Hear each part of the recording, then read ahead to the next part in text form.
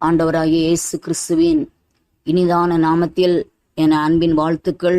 அருமையான தேவ பிள்ளைகளே, இந்த 2024ஆம் ஆண்டு 4 மாதங்கள் கர்த்தர் நம்மை நேர்த்தியாய் நடத்தி நம்முடைய தேவைகளை சந்தித்து நம்மளை சரியான பாதையிலே நடத்தி வந்தார்.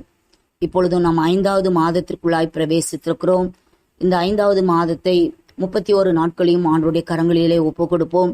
கர்த்தர் இதை நமக்கு ஆஸ்வதித்து இந்த நாட்களை நமக்கு ஆசீர்வாதமான நாட்களாக மாற்றி தருவாராக.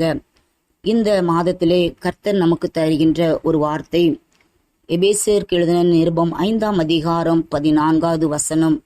தூங்குகிற நீ விழித்து மரித்தோரை விட்டு எழுந்திரு, அப்பொழுது கிறிஸ்து உன்னை பிரகாசிப்பிப்பார் என்று சொல்லியிருக்கிறார் என்பதாக வாசிக்கிறோம். தூக்கத்தை விட்டு எழுந்திருக்க வேண்டும். சங்கீதக்காரன் தன்னுடைய சங்கீதத்துல 119வது சங்கீதம் 148 இவ்வாறாக எழுதுகிறதை நாம் பார்க்க முடியும். உமது வசனத்தை தியானிக்கும்படி குறித்த ஜாமங்களுக்கு முன்னே என் கண்கள் விழித்து கொள்ளும் என்பதாக சங்கீதக்காரன் எழுதி வைத்திருக்கிறான். கர்த்தருடைய வசனத்தை தியானிப்பதற்காக அவன் ஏற்கனவே குறித்த ஒரு ஜாமத்திற்கு முன்பதாகவே அவனுடைய கண்கள் விழித்துக் கொள்கின்றன என்பதாக. அருமையான தேவ பிள்ளைகளே, இன்றைக்கு ஆண்டோடைய பிள்ளைகள் என்று சொல்லுகிறவர்கள் கூட அலாரம் வைத்து எழுந்திருக்கிறதுக்கு எவ்வளவோ சோம்பல் பட்டு அலாரம் அடித்தாலும் கூட அதை ஆஃப் பண்ணி விட்டு படுத்துக் கொள்கிற பிள்ளைகள் எத்தனையோ உண்டு. நீதிமொழிகள் புஸ்தகத்திலே நாம் வாசிக்கிறோம், 20ஆம் அதிகாரம் 13வது வசனம். தூக்கத்தை விரும்பாதே, விரும்பினால் தரித்திரன் ஆவாய், கண் விழித்திரு, அப்பொழுது ஆகாரத்தினால் திருப்தி ஆவாய் என்று சொல்லி இந்த வசனத்தை அறியாத ஜனங்களே இருக்க முடியாது. ஆனாலும் ஏனோ கர்த்தருடைய பிள்ளைகள் கூட தூக்கத்தை விரும்பி அநேகர் கர்த்தருடைய ஆலயத்துக்கு வருவதற்கு கூட எத்தனையோ பேர் கால தாமதமாக வருகிறதை நாம் பார்க்க முடியும்.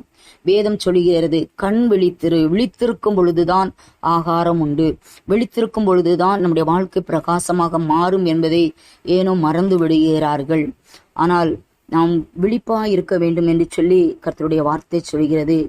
நாம் ஆண்டவருடைய வருகைக்காக நாம் எதிர்பார்த்து கொண்டிருக்கிறோம். காலம் சமீபமாயிருக்கிறது, மனம் திரும்புங்கள் என்று சொல்லி யோவான் ஸ்நானன் பிரசங்கம் செய்தான். ஆண்டவராகிய இயேசுவும் பிரசங்கம் செய்தார். இப்பொழுது நம்மை சுற்றி நடக்கிற ஒவ்வொரு காரியங்களை பார்க்கும் பொழுது இது கடைசி காலமாய் இருக்குமோ என்று சொல்லி அநேகர் நாம் யோசிப்பதை சிந்திப்பதை நாம் பார்க்கிறோம். ஏனென்றால் நம்மை சுற்றிலும் பல காரியங்கள், நம்முடைய அறிவுக்கு எட்டாத காரியங்கள், துர்ச்சம்பவங்கள் எல்லாம் நிறைய நடக்கிறத நம்ம பார்க்கறதுனால அப்படி யோசிக்க முடியும்.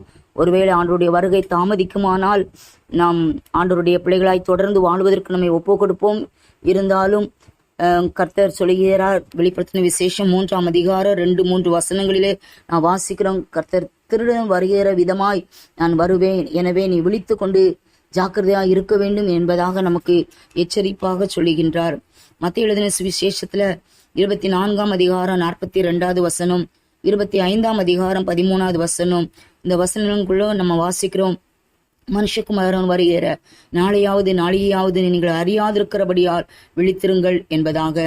அப்போஸ்தலனாகிய பவுல் எழுதுகிறார் தெசலோனிக்கே பட்டணத்துக்கு, மற்றவர்கள் தூங்குகிறது போல நாம் தூங்காமல் விழித்து கொண்டு தெளிந்த புத்தியுள்ளவர்களாய் இருங்கள் என்று சொல்லி 1 தெசலோனிக்கே 5:6 நாம் வாசிக்கிறோம்.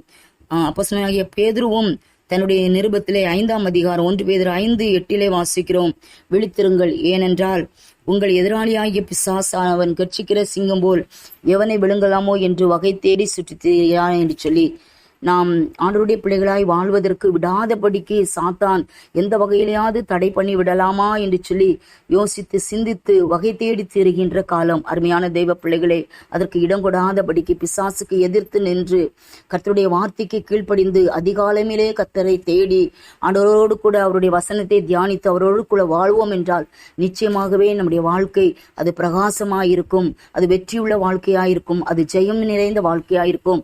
இந்த மே மாதம் முழுவதும் கர்த்தர் நமக்கு ஜெயத்தை கட்டளையிடும்படியாய் ஆசீர்வாதமான மாதமாய் இருக்கும்படியாய் கர்த்தரிடத்திலே நாம் ஜெபிப்போம். நாம் தூங்காதபடிக்கு விழித்திருந்து மரித்தோரை விட்டு எழுந்திருந்து கர்த்தருக்காய் நாம் நம்முடைய காரியங்களை செய்வோம். கர்த்தர் நம்மை பிரகாசிப்பிப்பார். ஆமேன்.